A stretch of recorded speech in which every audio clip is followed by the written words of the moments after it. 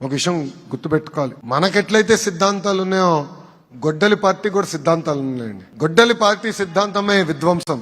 గొడ్డలి పార్టీ సిద్ధాంతమే సొంత అక్క చెల్లెల్ని మెడబట్టి బయటికి గెంటేస్తాం. ఇది ప్రజల్లోకి తీసుకెళ్ళాలి. గొడ్డలి పార్టీ సిద్ధాంతమే సొంత బాబాయిని చంపేసి ఆ నెపం మన పైన వేస్తాం. ఇది ప్రజల్లోకి తీసుకెళ్ళాలి. ఎందుకంటే ప్రజలు కూడా మర్చిపోవచ్చు.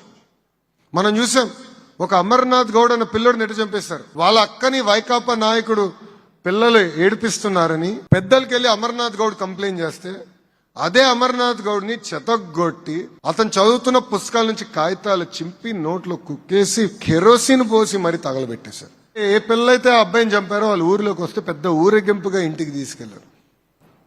ప్రజలకు వివరించాలి, చెప్పాల్సిన బాధ్యత ఇక్కడున్న మనందరి పైన ఉంది. ఫేక్ ప్రచారం కూడా అద్భుతంగా చేస్తారండి. ఆ సైకో వ్యక్తి నరనరాలో ఉంది ఫేక్ ప్రచారం. ఆ పార్టీ డిఎన్ఏనే ఫేక్ ప్రచారం. 5 సంవత్సరాలు ఒక్క డిఎస్సీ అని ఇచ్చారండి వాళ్ళు. ఒక్క టీచర్ పోస్ట్ అని భర్తీ చేశారు. అసలు డిఎస్సీ అంటే తెలుగుదేశం పార్టీ, తెలుగుదేశం పార్టీ అంటేనే డిఎస్సీ. ఇప్పటికీ 2 లక్షల మంది ఉపాధ్యాయుల్ని డిఎస్సీ ద్వారా నియమించిన ఏకైక పార్టీ తెలుగుదేశం పార్టీ. నేను విద్యాశాఖ మార్చులైనప్పుడు నేను ఛాలెంజ్ గా తీసుకున్నా, ఒక్క కేసు పడిన పర్వాలేదు, ఎక్కడ స్టే రాకూడదు, డిఎస్సీ అద్భుతంగా నిర్వహించాలని.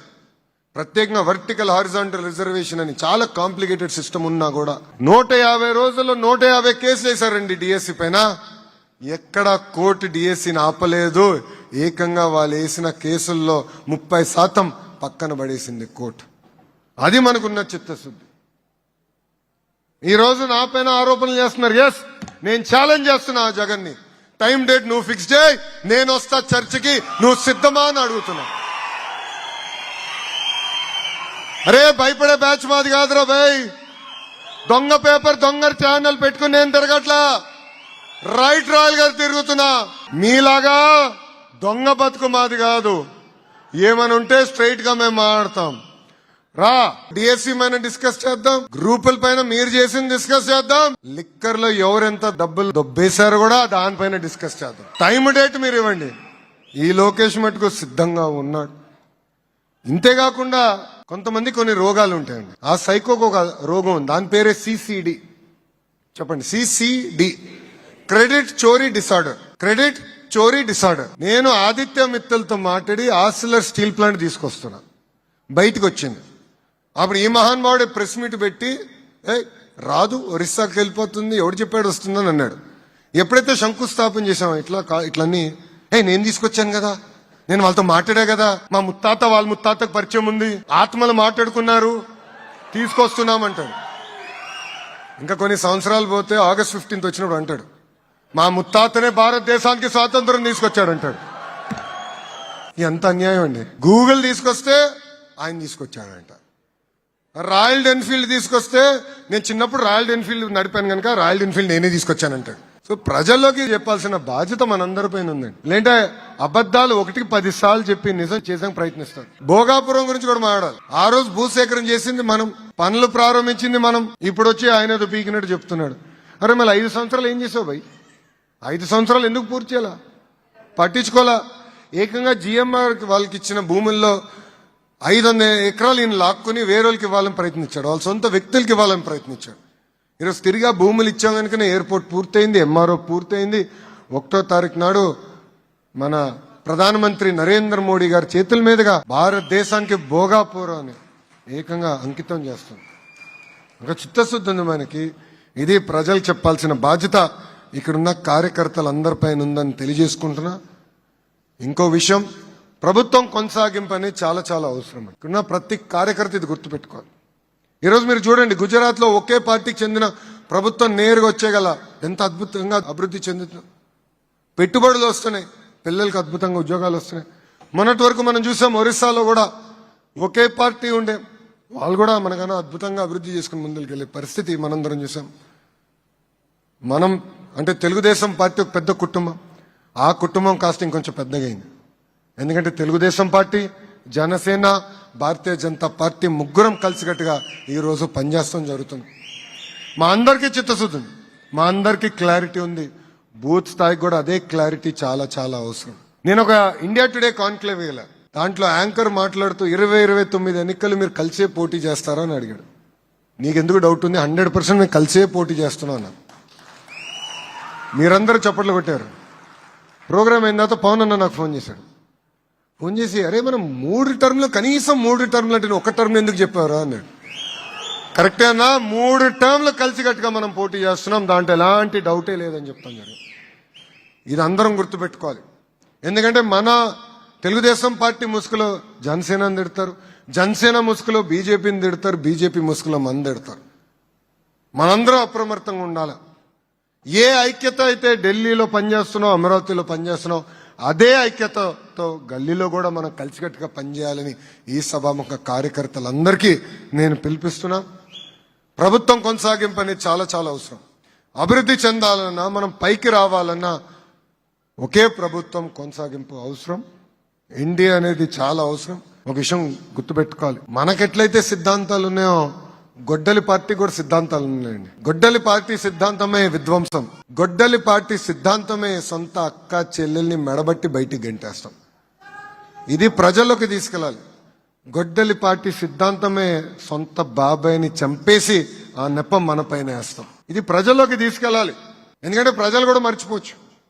మనం చూసాం, ఒక అమర్నాథ్ గౌడ్ అన్న పిల్లడిని ఎటు చంపేశారు. వాళ్ళ అక్కని వైకాపా నాయకుడు పిల్లలు ఏడిపిస్తున్నారని పెద్దలకెళ్ళి అమర్నాథ్ గౌడ్ కంప్లైంట్ చేస్తే, అదే అమర్నాథ్ గౌడ్ ని చెతగొట్టి అతను చదువుతున్న పుస్తకాల నుంచి కాగితాలు చింపి నోట్లో కుక్కేసి కెరోసిన్ పోసి మరీ తగలబెట్టేశారు. ఏ పిల్లలైతే ఆ అబ్బాయిని చంపారో వాళ్ళు ఊరిలోకి వస్తే పెద్ద ఊరేగింపుగా ఇంటికి తీసుకెళ్లారు. ప్రజలకు వివరించాలి, చెప్పాల్సిన బాధ్యత ఇక్కడున్న మనందరి పైన ఉంది. ఫేక్ ప్రచారం కూడా అద్భుతంగా చేస్తారండి. ఆ సైకో వ్యక్తి నరనరాలో ఉంది ఫేక్ ప్రచారం. ఆ పార్టీ డిఎన్ఏనే ఫేక్ ప్రచారం. 5 సంవత్సరాలు ఒక్క డిఎస్సీ అని ఇచ్చారండి వాళ్ళు. ఒక్క టీచర్ పోస్ట్ అని భర్తీ చేశారా? అసలు డిఎస్సీ అంటే తెలుగుదేశం పార్టీ, తెలుగుదేశం పార్టీ అంటేనే డిఎస్సీ. ఇప్పటికీ 2 లక్షల మంది ఉపాధ్యాయుల్ని డిఎస్సీ ద్వారా నియమించిన ఏకైక పార్టీ తెలుగుదేశం పార్టీ. నేను విద్యాశాఖ మార్చలేనప్పుడు నేను ఛాలెంజ్ గా తీసుకున్నా, ఒక్క కేసుకు పడిన పర్వాలేదు, ఎక్కడ స్టే రాకూడదు, డిఎస్సీ అద్భుతంగా నిర్వహించాలని. ప్రత్యేకంగా వర్టికల్ హారిజాంటల్ రిజర్వేషన్ అని చాలా కాంప్లికేటెడ్ సిస్టమ్ ఉన్నా కూడా 150 రోజుల్లో 150 కేసులు వేశారండి డిఎస్సీ పైన. ఎక్కడ కోర్టు డిఎస్సీని ఆపలేదు. ఏకంగా వాళ్ళు వేసిన కేసుల్లో 30% పక్కన పడేసింది కోర్టు. అది మనకున్న చిత్తశుద్ధి. ఈ రోజు నా పైన ఆరోపణలు చేస్తున్నారు. ఎస్, నేను ఛాలెంజ్ చేస్తున్నా జగన్ ని. టైం డేట్ నువ్వు ఫిక్స్ చేయి, నేను వస్తా చర్చకి, నువ్వు సిద్ధమా అని అడుగుతున్నా. అరే భయపడే బ్యాచ్ మాది కాదురా భయ్. దొంగ పేపర్ దొంగ ఛానల్ పెట్టుకుని నేను తిరగట్లా, రైట్ రాయల్ గారు తిరుగుతున్నా. మీలాగా దొంగ బతుకు మాది కాదు. ఏమని ఉంటే స్ట్రైట్ గా మేము మాట్లాడతాం. రా, డిఎస్సీ పైన డిస్కస్ చేద్దాం, గ్రూపుల పైన మీరు చేసింది డిస్కస్ చేద్దాం, లిక్కర్ లో ఎవరెంత డబ్బులు దొబ్బేశారో కూడా దానిపైన డిస్కస్ చేద్దాం. టైం డేట్ మీరు ఇవ్వండి. ఈ లోకేష్ మటుకు సిద్ధంగా ఉన్నాడు. ఇంతేకాకుండా కొంతమంది కొన్ని రోగాలు ఉంటాయండి. ఆ సైకోకు ఒక రోగం ఉంది, దాని పేరే సిసిడి. చెప్పండి, సిసిడి, క్రెడిట్ చోరీ డిసార్డర్. క్రెడిట్ చోరీ డిసార్డర్. నేను ఆదిత్య మిత్తల్తో మాట్లాడి ఆసిలర్ స్టీల్ ప్లాంట్ తీసుకొస్తున్నా, బయటకు వచ్చింది. అప్పుడు ఈ మహానుభావుడే ప్రెస్ మీట్ పెట్టి, రాదు, ఒరిస్సాకి వెళ్ళిపోతుంది, ఎవడు చెప్పాడు వస్తుందని అన్నాడు. ఎప్పుడైతే శంకుస్థాపన చేశామో ఇట్లన్నీ నేను తీసుకొచ్చాను కదా, నేను వాళ్ళతో మాట్లాడా కదా, మా ముత్తాత వాళ్ళ ముత్తాతకు పరిచయం ఉంది, ఆత్మలు మాట్లాడుకున్నారు, తీసుకొస్తున్నామంటాడు. ఇంకా కొన్ని సంవత్సరాలు పోతే ఆగస్ట్ 15 వచ్చినప్పుడు అంటాడు, మా ముత్తాతనే భారతదేశానికి స్వాతంత్రం తీసుకొచ్చాడంటాడు. ఎంత అన్యాయం అండి. గూగుల్ తీసుకొస్తే ఆయన తీసుకొచ్చాడంట.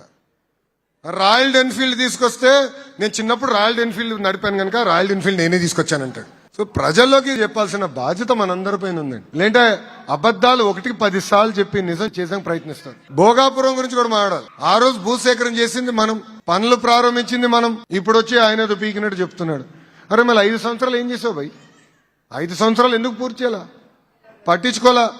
ఏకంగా జిఎంఆర్ వాళ్ళకి ఇచ్చిన భూముల్లో 500 ఎకరాలు ఈయన లాక్కుని వేరేళ్ళకి ఇవ్వాలని ప్రయత్నించాడు, వాళ్ళ సొంత వ్యక్తులకి ఇవ్వాలని ప్రయత్నించాడు. ఈరోజు తిరిగా భూములు ఇచ్చాం కనుకనే ఎయిర్పోర్ట్ పూర్తయింది, ఎంఆర్ఓ పూర్తయింది. 1వ తారీఖు నాడు మన ప్రధానమంత్రి నరేంద్ర మోడీ గారి చేతుల మీదుగా భారతదేశానికి భోగాపురం అని ఏకంగా అంకితం చేస్తుంది.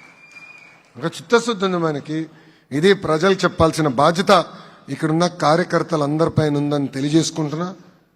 ఇంకో విషయం, ప్రభుత్వం కొనసాగింపు అనేది చాలా చాలా అవసరం. ఇక్కడున్న ప్రతి కార్యకర్త ఇది గుర్తుపెట్టుకోవాలి. ఈరోజు మీరు చూడండి, గుజరాత్లో ఒకే పార్టీకి చెందిన ప్రభుత్వం నేరుగా వచ్చేగల ఎంత అద్భుతంగా అభివృద్ధి చెందుతుంది. పెట్టుబడులు వస్తున్నాయి, పిల్లలకు అద్భుతంగా ఉద్యోగాలు వస్తున్నాయి. మొన్నటి వరకు మనం చూసాం ఒరిస్సాలో కూడా ఒకే పార్టీ ఉండే, వాళ్ళు కూడా మనకన్నా అద్భుతంగా అభివృద్ధి చేసుకుని ముందుకు వెళ్ళే పరిస్థితి మనందరం చూసాం. మనం అంటే తెలుగుదేశం పార్టీ ఒక పెద్ద కుటుంబం, ఆ కుటుంబం కాస్త ఇంకొంచెం పెద్దగా అయింది.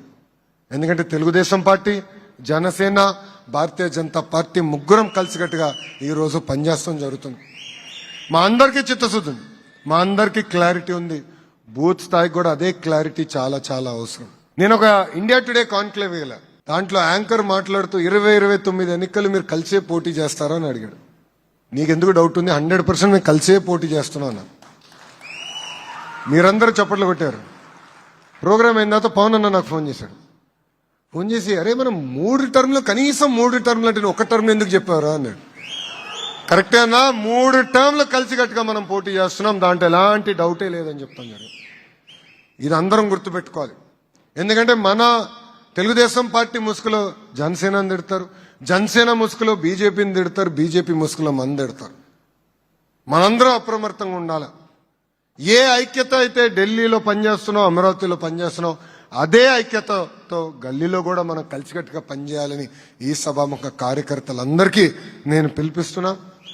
ప్రభుత్వం కొనసాగింపు అనేది చాలా చాలా అవసరం. అభివృద్ధి చెందాలన్నా, మనం పైకి రావాలన్నా ఒకే ప్రభుత్వం కొనసాగింపు అవసరం. ఎన్డీఏ అనేది చాలా అవసరం.